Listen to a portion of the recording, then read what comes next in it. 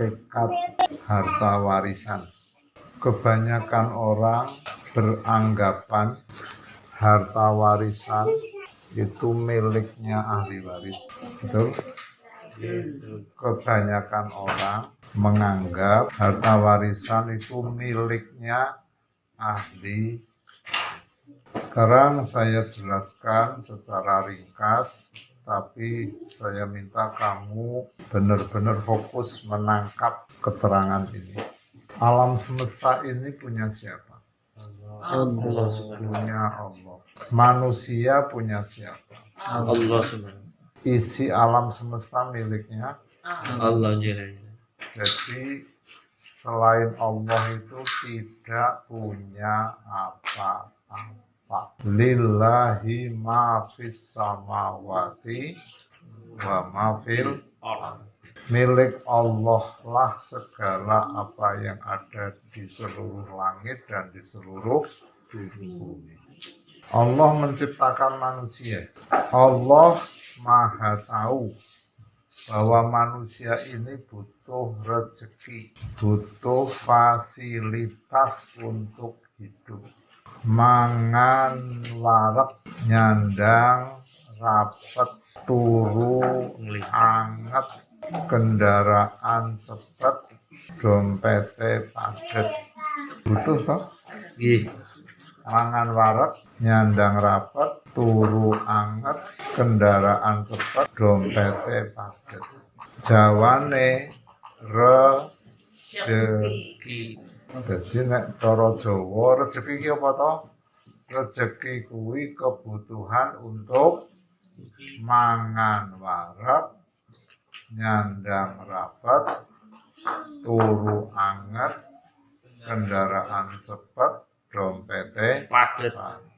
Ini nggak bisa dipungkiri. Ini fakta kenyataan, memang manusia hidup itu butuh itu.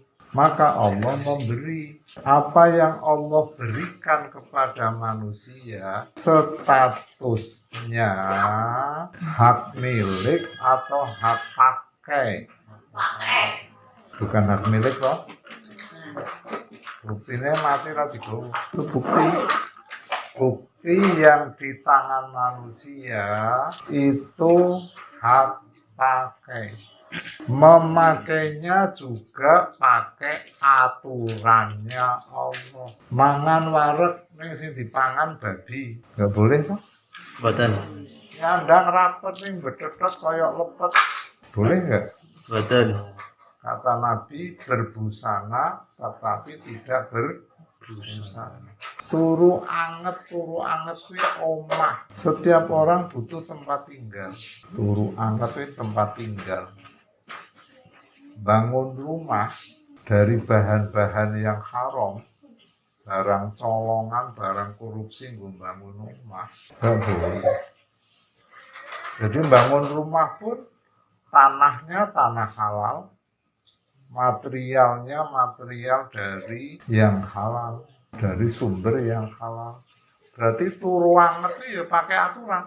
Pilih mana? Tinggal di istana yang halal atau gubuk haram. Berarti rezeki tempat tinggal pun pakai aturan. Kendaraan cepat. Sekarang kendaraan ini ada yang colongan, dipreteli, dijual, dikelidikan, terus dirakit jadi motor. Punya motor. Tapi dari sumber yang haram, ya enggak boleh. Itu namanya kendaraan cepat. Dompetnya padet. Punya dompet padet berarti punya duit banyak.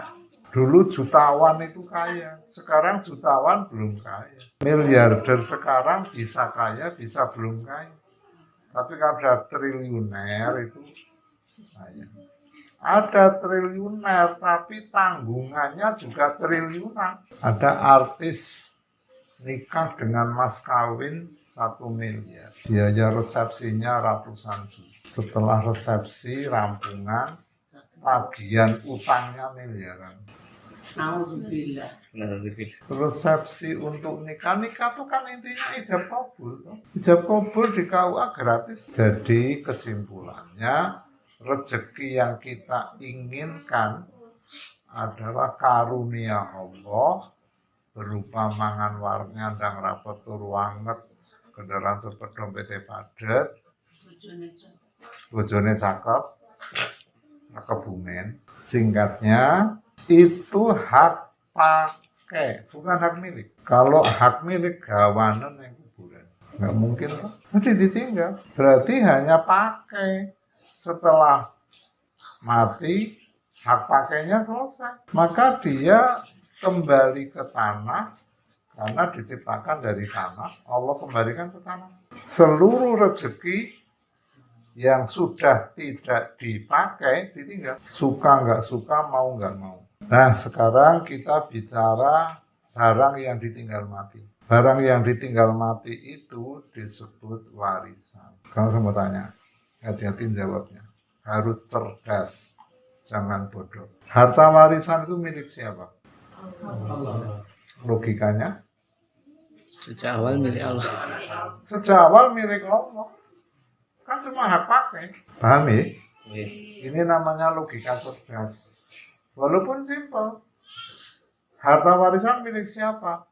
Kalau orang bodoh mengatakan milik si mayit, mengatakan milik ahli waris, berarti logikanya putus. Kan dibuka tadi langit dan bumi beserta isinya miliknya Allah. Manusia itu nggak punya apa-apa.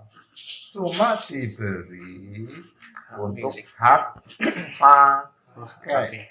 Setelah memakainya rampung, harta warisan milik Allah, karena memang sejak awal miliknya Allah. Maka amat sangat keliru kalau ada orang rebutan warisan. Nanti saya kasih contoh biar kamu tahu, jangan melakukan hal seperti itu, karena itu amat sangat dimurkai Allah. Oleh Allah lewat Al-Quran surat An-Nisa ayat 7-14 plus 176, Allah membuat peraturan. Kalau ada orang mati, siapa saja ahli warisnya. Terus setiap ahli waris dapat berapa bagian. Itu semua yang menetapkan Allah melalui Al-Quran. Di ayat itu Allah menjanjikan dan mengancam. Janji Allah, siapa yang taat kepada Allah dan Rasulnya, maksudnya dalam hal warisan tadi, maka Allah akan memberi surga. Taat terhadap ilmu warisan, surga, janji Allah.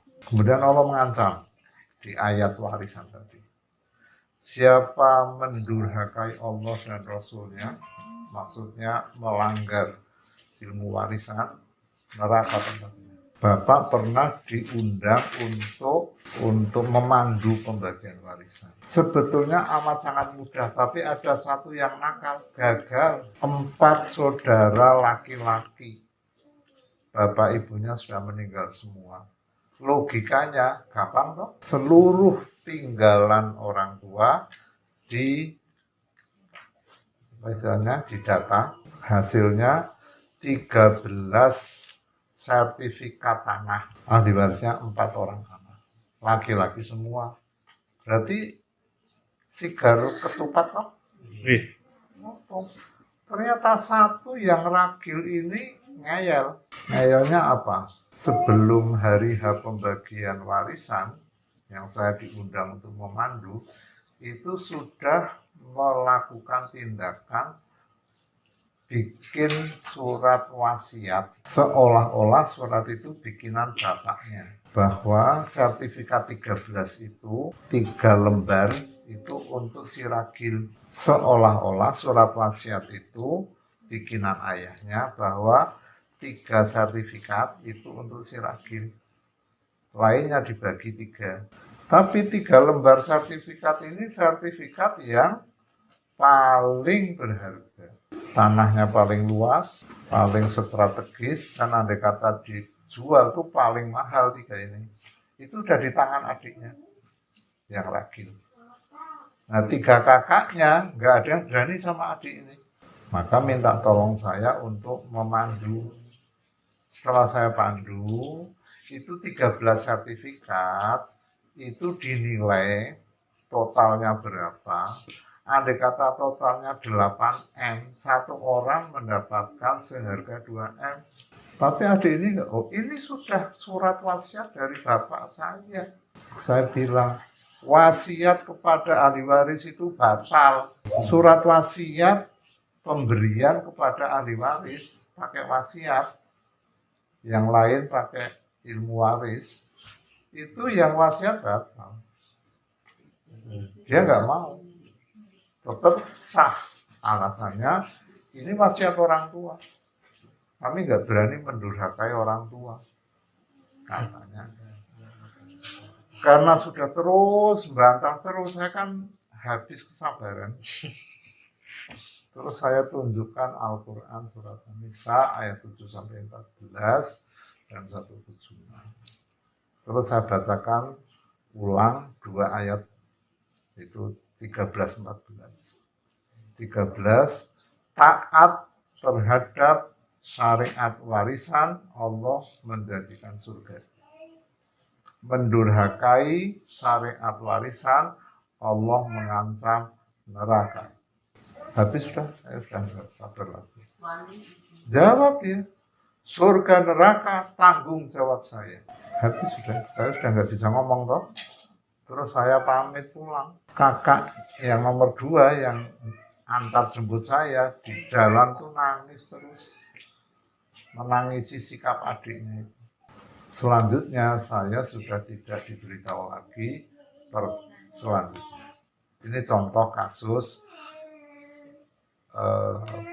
berani melanggar syariat harta warisan. Karena harta warisan itu milik Allah, berarti dia menentang